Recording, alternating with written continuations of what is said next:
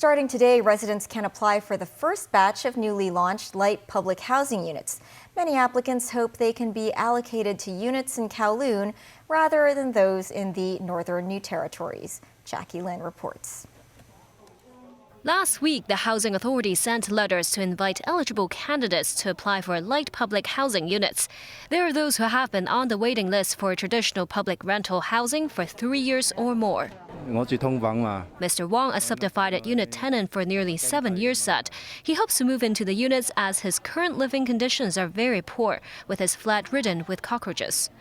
Successful applicants can move into around 4,400 light public housing units on Yau Park Road in Yuen or on Choi Hing Road in Ngau in the first quarter of next year at the earliest.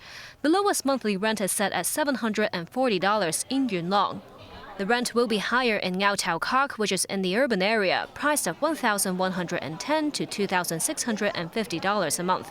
Still, many prefer the Ngau units.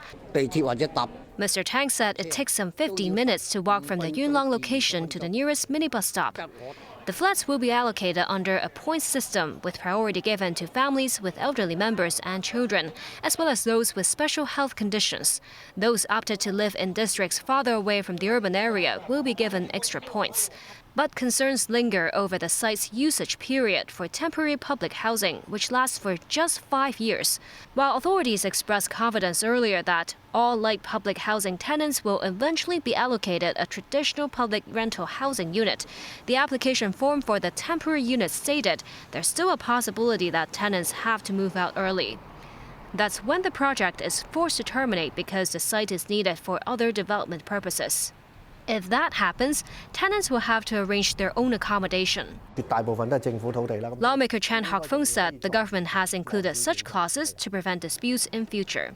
Chan said as most light public housing sites are on government lands, it's easier for the usage period to be extended so tenants won't be forced to return to living in so-called cage homes or subdivided units. Jackie Lin, TVB News.